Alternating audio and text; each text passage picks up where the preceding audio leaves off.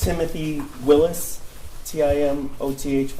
Go ahead, prosecutor. Thank you, Judge. I just need to make sure this is connected. Is this on, Judge? What's that? Is this on? That usually is last. That usually is on last. So Thank you. It's hold on a second. Is the screen on, sir? Yes. Yeah, it's the last thing that goes on usually. May I proceed, Judge? Go ahead. Sir, how are you employed? I'm a detective lieutenant with the Oakland County Sheriff's Office. What is a detective lieutenant? My duties include I'm one of two detective lieutenants in the Investigator Forensic Services Division. We offer support services through investigations to our agency and really law enforcement in the region. My duties include the Special Investigations Unit. I'm in charge of that. I'm in charge of the Fugitive Apprehension Team. I'm in charge of the Computer Crimes Unit, and I'm in charge of our Warrants Unit. Okay. And we've heard about the Special Investigative Unit through Sergeant Joseph Bryan. Does that individual work for you as well? He does. Okay, so specifically the Special Investigative Unit, can you tell the jury what they do? So the Special Investigations Unit handles major crimes for our agency. We often get requests from other agencies to assist with their crimes or handle them. These crimes range from high-profile cases, political cases, whatever really they kind of request. Our training is pretty expansive in as much that we handle like larger, complex cases. Okay. And how long have you been a lieutenant? Since 2016. Okay. And all told, how long have you been a police officer? I hired in 1996, so I'm approaching 28 years. All right. Sir, I'd like to direct your attention to November the 30th, 2021. Do you recall that day? I do. Were you notified of an active shooter situation at the Oxford High School? I was actually at the prosecutor's office discussing another totally separate matter, and the prosecutor and her chief assistant came in and advised me, was I aware that there was a shooting at the Oxford High School, and I was not at the time. Okay, so you were meeting on a different case completely? Yes. Okay. And do you recall approximately the time that occurred? It was around, understand it was a very difficult time to remember exactly, but it was around 1 o'clock. Okay. And what did you do when you were notified? Prior to that, we had recently had a similar, but it was a false alarm incident at a different school. So my initial thought was this was another one of those, just someone pulled an alarm or something happened. I immediately collected my things. I got up and walked. I made a phone call. For the life of me, I've been trying to remember who I called. I cannot remember. I do remember them telling me it's real. Okay. And when you were told it's real, what clicked in with you? I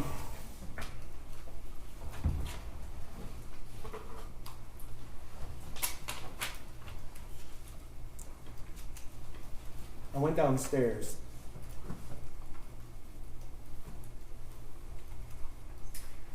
Okay. Excuse me. Take your time.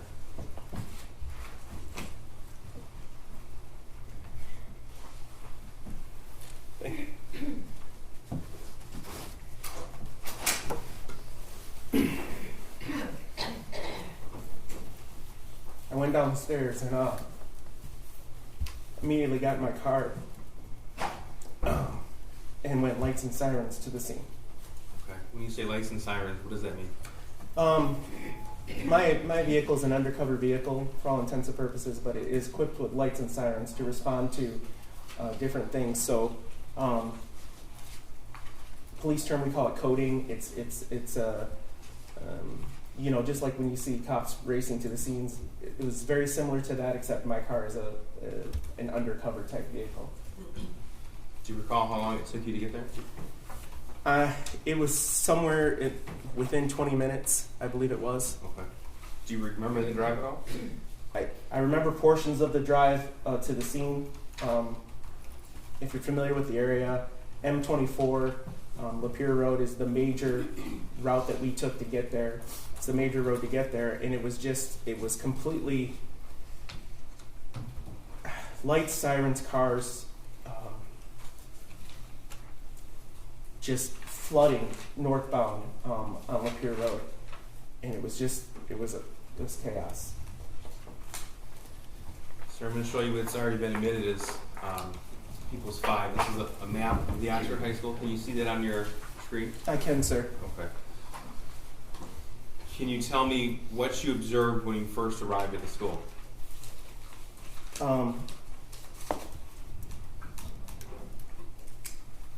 I observed when I came, there was students leaving the school. There was police officers flooding into the school. Emergency first responders. I know some of our people came right from their home address. It was I remember being shocked at, I live in a neighboring community, and I was just shocked that we had that amount of resources in a northern Oakland County school that quickly. Because I really moved to get there, and by the time I was there, people were just flooding that place. Do you recall where you went? First of all, let me ask you this: did you go inside the school? I did. Okay. When you went inside the school, what was the situation?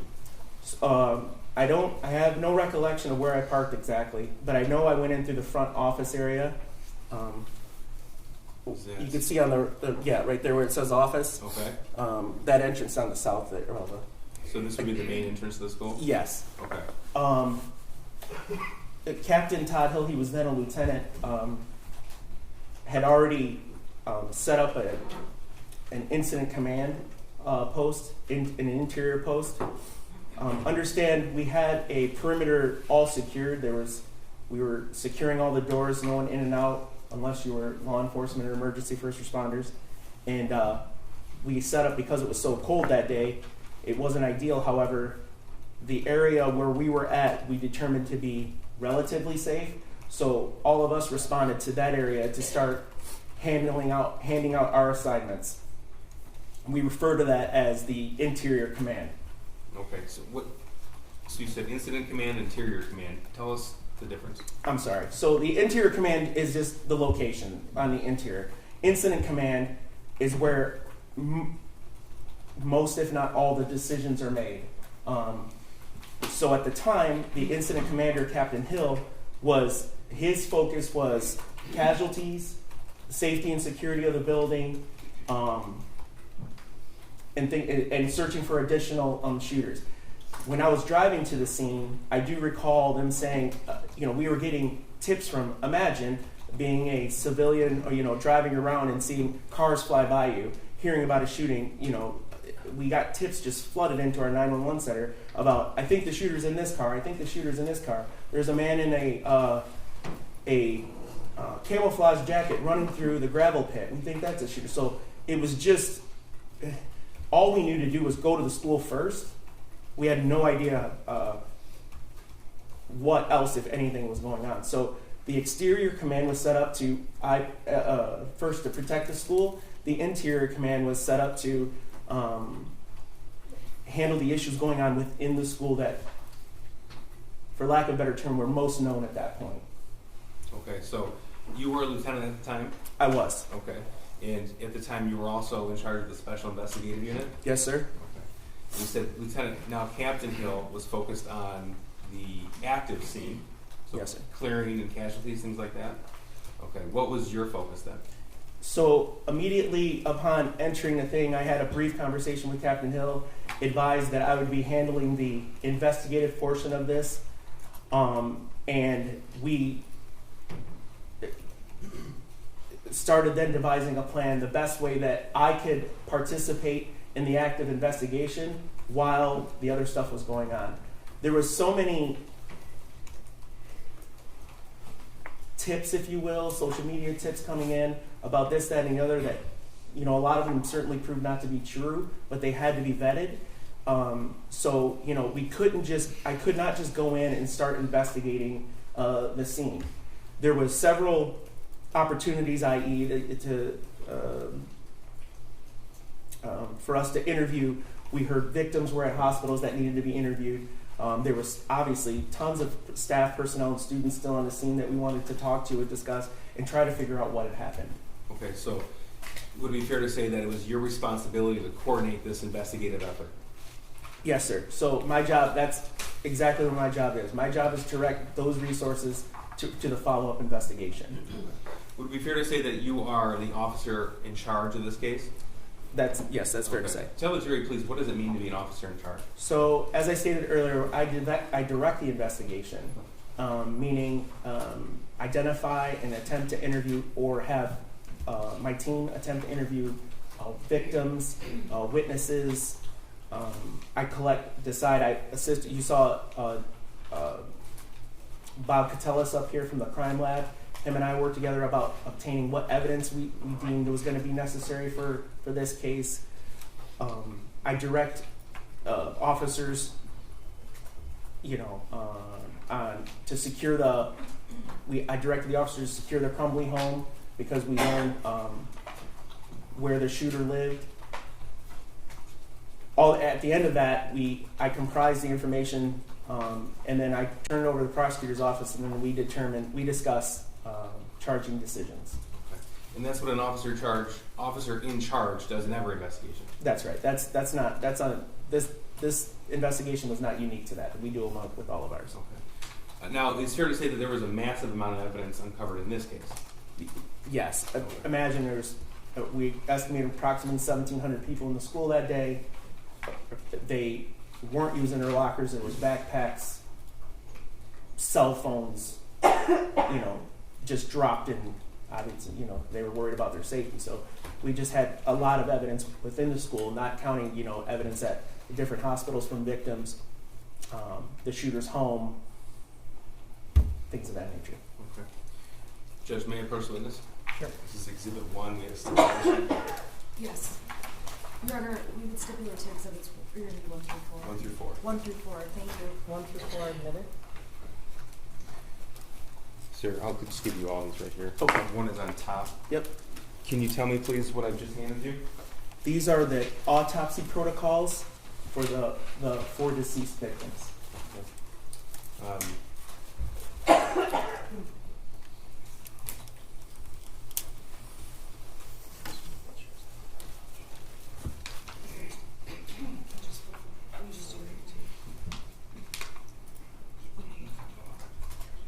I just want to make sure that's all. Okay, thank you.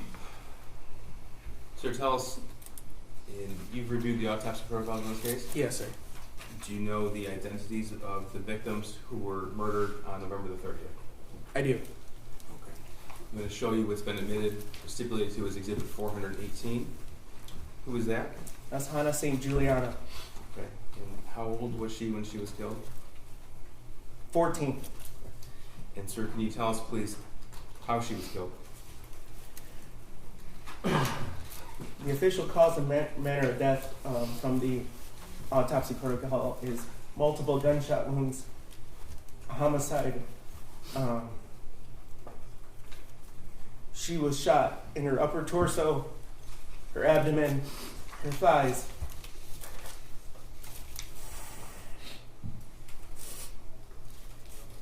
Could you refer to Exhibit 2? I'm sorry, and her left forearm.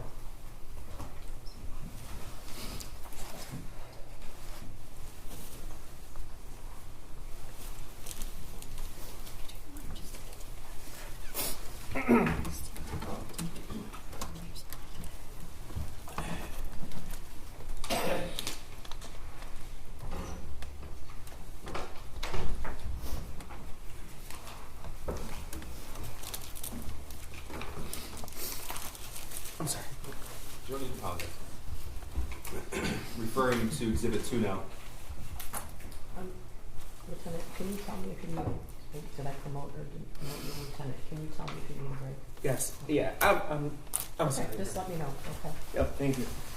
Now, this is People's 419 on the screen. I'm also referring to, this has been stipulated to, also referring to Exhibit 2, autopsy protocol for Madison Baldwin. Sir, how old was she when she was killed on November the 30th? 17 years old. And how did she die? Again, cause and manner of death was gunshot wound to the head. Manner of death was homicide. It was a close contact shot, meaning the firearm was either on or near the victim's head when the trigger was pulled. Referring now to Exhibit 3. That's an autopsy protocol for Justin Schilling, is that right? I think I have Tate Mears 3. Justin I'm Schilling's sorry. 4. Thank you, Tate Mears. And how old was he when he was killed? Tate Mears was 16 years old. This is Exhibit 420. It's been stipulated to. Tell us, please, how Tate was killed. Again, the cause and manner of death from the autopsy protocol was gunshot wound. Tate had multiple gunshot wounds. Manner of death was homicide. Tate was shot in the back of the head at a further distance. Now, Exhibit 4, sir. And that's the autopsy protocol for Justin Schilling. Yes. I'm showing you what's been admitted, stipulated to for admission is People's Exhibit 421. Sir, is that Justin Schilling? It is. How old was he when he was killed? 17 years old. Tell the jury, please, how he died. Justin Schilling, you'll see, well, you'll observe it, but he was, cause and manner of death from the autopsy protocol was gunshot wound to the head, homicide. He was also shot at close contact to the back of the head.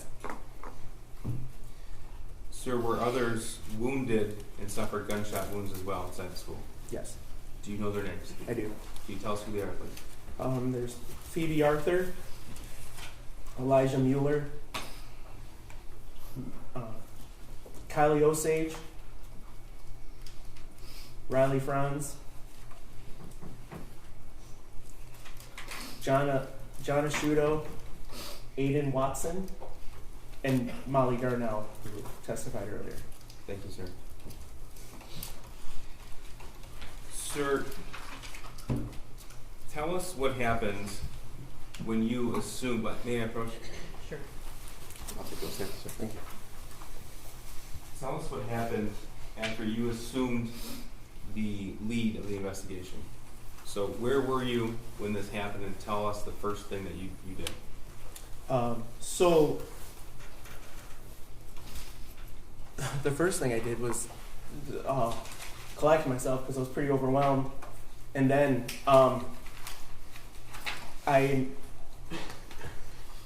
we were determining areas of the school were had searched, and we were getting kids to the reunification point, which is, I think, was testified to at the Meyer. As that was happening, I made an announcement that I was handling the investigation to the 100+ emergency first responders that were in that office area that we saw earlier. And I said, if you're an investigator, come see me. And in hindsight, I don't know if it was the most efficient way of doing business, because 100 investigators started walking toward me. I'd never obviously dealt with anything like that before, but partners from the ATF is where I met Special Agent Brandon, partners from the FBI, local law enforcement from all over the region, all offering help. Okay, so was it your responsibility at that point to direct certain officers and agencies to do certain aspects of this investigation? That's correct. They, for instance, Special Agent Brandon approached me with his partner, I believe, and said, do you have the registered owner of the murder weapon? And I said, at this point, no, I did not. He's like, I'll take let me take some information off the gun. We'll handle that. We'll track that down for you. And he did that, and I saw him, or I heard from him a short time later, where he advised the gun was registered to James Crumbley. Okay. And you discovered that weapon was purchased on November the 26th, 2021 by Mr. Crumbley? That's right. Just a few days prior on the Black Friday before. Now, while you were on scene, did you come to learn the identity of the shooter? I did. And then was a decision made to secure the Crumbley family home? It was. The shooter was on his way to the Oxford substation. I directed a couple of my investigators, Sergeant Joe Bryan, who you saw, to attempt to interview him at the substation. In addition, now that we knew who the shooter was,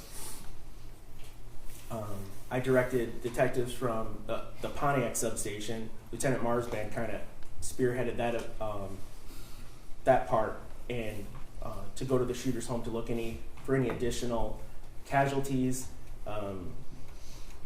It's not uncommon in a shooting situation where the shooter starts in the home and then goes to the school. So I was concerned about that initially. In a school shooting situation? That's correct. Okay, and you had learned about that in your training? Yeah, and just by prior school shootings. Okay. It's certainly not uncommon for that to happen. And so you sent officers to that location, 112 East in Oxford? I did. All right. Now, at that time, was there a concern of explosives? Yes. So, again, understand everything's happened very, very quickly. People started doing open source searches on the name. The name of whom? The shooter. Okay. And finding different things, and the internet is a very expansive place, as we all know. And there came a video from YouTube of him deploying a Molotov cocktail, which is essentially an accelerant in a bottle with some sort of ignition device, wick, if you will. You throw it, and when you throw it, it blows up, spreads, because the fuel inside it kind of spreads. So there's a YouTube video of that.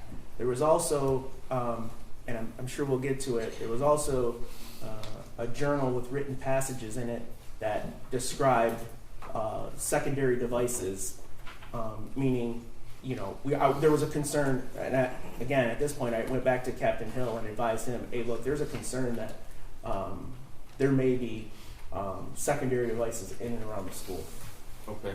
So when that information became known to you as lead investigator, what steps happened next? So Captain Hill contacted the Michigan State Police bomb squad. While that was happening, I wasn't present for this, but it's my understanding a canine from the sheriff's office alerted, an explosives canine alerted on the backpack that was found in the bathroom the shooter exited prior to the shooting. So what does that mean, an alert? So the alert means that the dog detected some sort of explosive. Now, it could be a legitimate explosive, it could be a firearm, it could be ammunition, it could be something like that. Okay. So what was done to alleviate this threat? So, as I stated, Captain Hill called for the Michigan State Police bomb squad. They went in with a robot, and I have no expertise on how that works, but they determined that the bag was safe. Okay. Now, sir, you were obviously on the scene at the school on November the 30th, 2021. I was. And you became aware that the Oxford High School has a number of security cameras. That's correct. Okay. And as officer in charge of the investigation, did you also interview witnesses or review witness statements? I did. Okay. As a result of that, did you learn the path the shooter took on November the 30th, 2021? Yes, sir. So, can you tell us in what hallway and outside what room the shooting started? Yeah, from the map earlier, you saw the highlighted area. That's all commonly referred to in Oxford as the 200 hallway. There's a short hallway and then a longer hallway. The shooter exited the bathroom adjacent to room 258, and that's when the shooting began. And I'm going to show you what's already been admitted as People's 12. What are we looking at here? So this is the backpack that the shooter was carried into the bathroom. That was examined for explosives that we found on the scene. And what else do we see in this picture? So you can see that there's some personal effects. There's charging cables. There's a journal. There's a book. Okay. When you reference journal, this is what we're talking about? That's correct. Okay. Now, what of note was discovered on those pages of paper? Not in the journal, but the other pages. Yeah, so there was over 90 loose leaf papers you can see right there. They're different assignments or whatever, and can't hold me to it. Over 50 were had drawings of firearms on them. Now, sir, did you have the opportunity to review that handwritten journal that's depicted in People's 12? Yes, sir, I did. Okay. Describe what that journal is. So the contents, sir, or describe the journal? Both. So the journal was a hardbound leather type journal. Should be in there. You might need to cut it open more. It was there was approximately 22 pages of written information in the journal. It appears from some of the dates that it was written from the back cover to the front. The earlier dates seem to be on the back side, if that makes sense to you. Like I said, it was about 22 pages total in length. Judge, I'm going to mark this for demonstrative purposes only as exhibits, so the record's clear. I believe that's 428, again for demonstrative purposes. I'm sorry, may I please take a look at it? Yes. Is that just It's just the whole thing? the hard copy. Okay, thank you. Yeah. Thank you.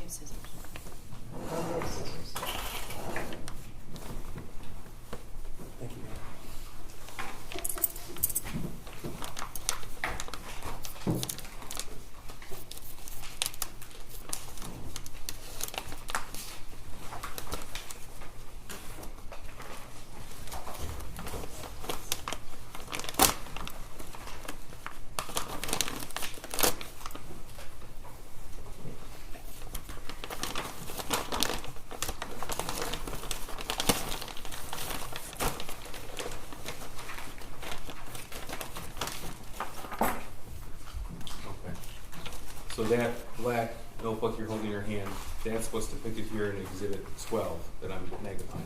That's correct. Okay. Now these papers that we just talked about, we said over 50 with different pictures of weapons. There's no evidence that was ever turned into the school, is that correct? Yes, I have no evidence of that. Okay. And you've had the opportunity to read the entire journal? I have Okay. Out of that notebook, how many pieces of paper have actual writing on it? 22. Okay. And does one of those 22 pages include just a drawing and a quote from a book? Yes. Okay. Now, out of the remaining 21, how many reference the school shooting? Every single one. So there are some that have been admitted, some portions of that. I'm going to go through those with you. Just so you're aware, we've numbered them to keep them straight for you as well as the jury. Number 1 is the drawing, page number 1. Page 22 would be the back cover of that journal. Is that clear? Yes. Okay, and the back cover of the journal has actual writing on it as well.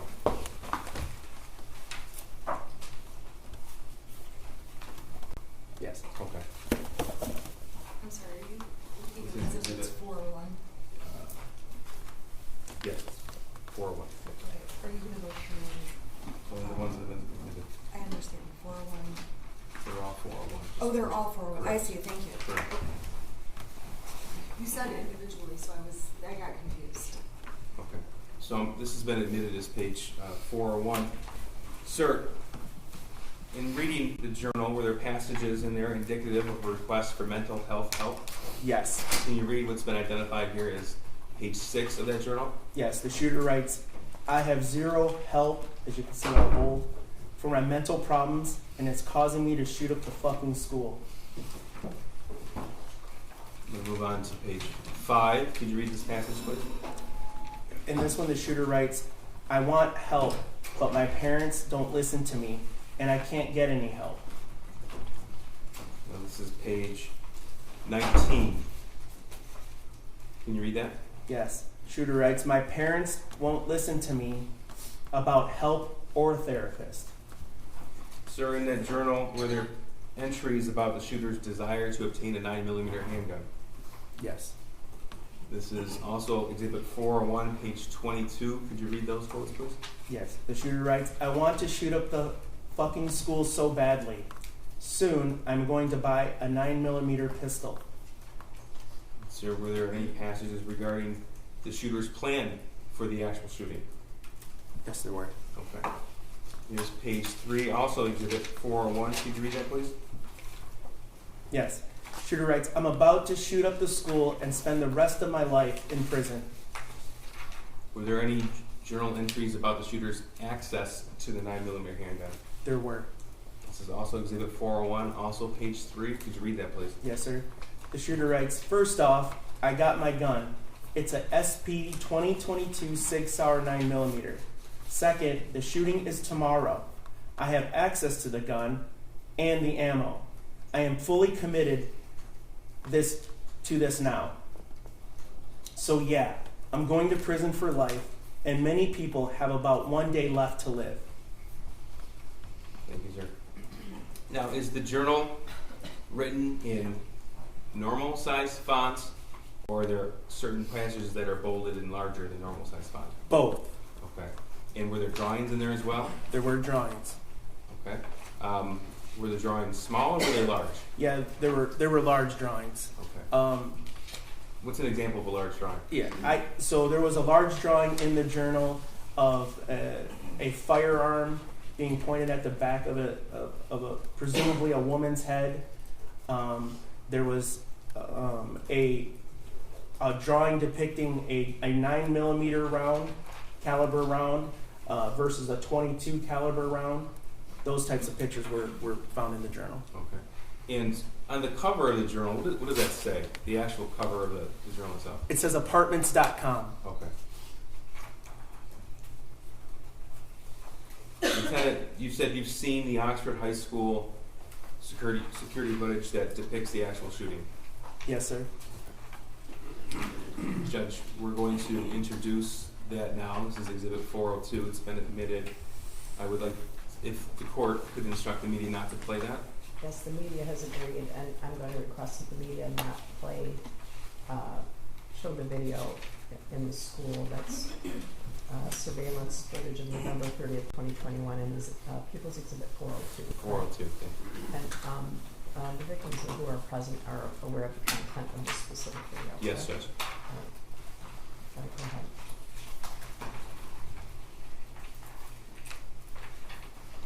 Before we get started, tell us please what this view depicts, what hallway? Okay, so if you can recall back to the highlighted areas of the school map, this is that short hallway. The shorter portion of the long, it's all of the 200 hallway, but it's the shorter portion of the entire. Can I stop you for a second? Are you okay if the audio is on still? There's no audio. Well, is audio? there's streaming in the courtroom, and there might be audio from the news camera, so I just want to make sure that there's no objection. That's fine. There's no audio of the video. Is what I Okay, meant. right, okay. Okay, so this is the short portion of the 200 hallway? Yes, and the bathroom that you see right there by the drinking fountains is the one that, correct. That's where the shooter will go into and then emerge from and begin his shooting. And that's where that backpack was found? Yes, sir. Okay, so this doorway here would be the doorway to classroom 258? That is 258 there, yes. Okay. And just so the record is clear, this video begins at 12:40 12:46 p.m. Yes, and the actual shooting began at 12:51. 51. Okay. Correct.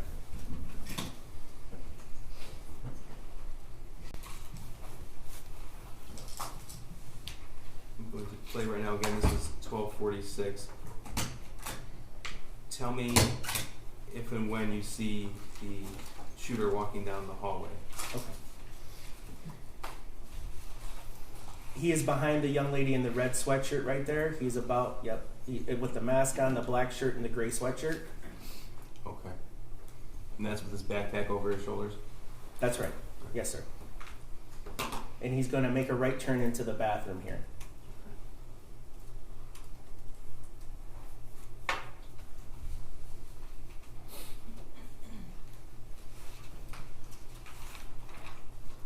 So we have a split screen at this point, and that's Just a camera angle from the other hall, or from the same hall facing the other way. Okay.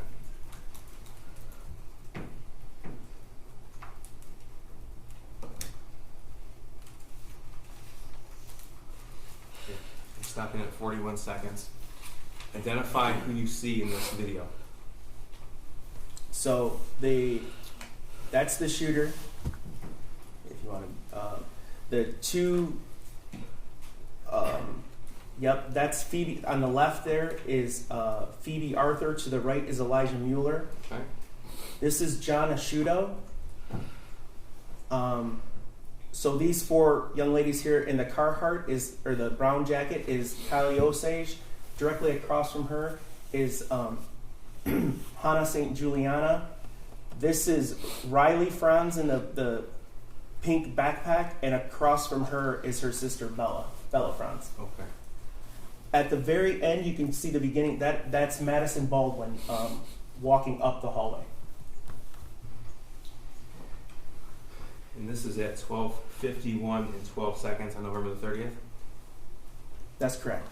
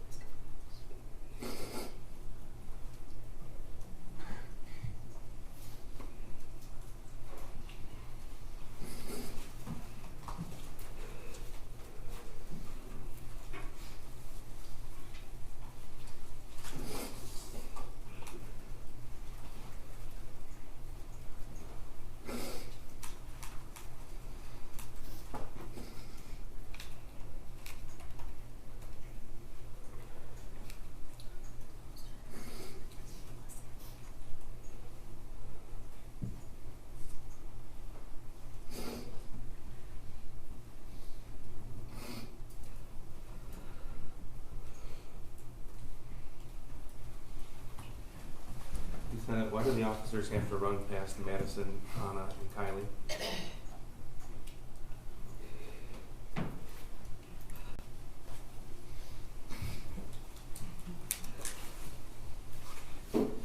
In our training for active shooters, we were trained to respond, drive up right to the door if you have to, and go in, search for stimulus, meaning sounds, gunshots, or whatever. Run to that and eliminate the shooter. Stop them, whatever, however you can.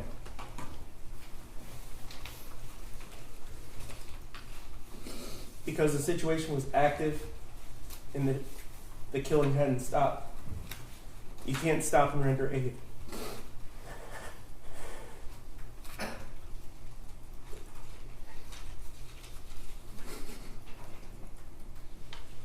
I know Your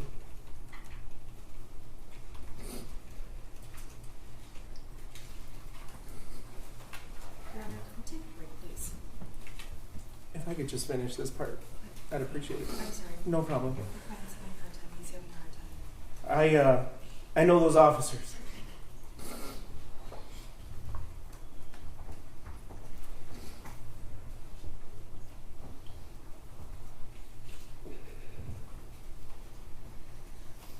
And that is the hardest thing they've ever had to do in their life. Can we take a break, Jeff? Yeah, we'll take a 10-minute break. All rise for the jury.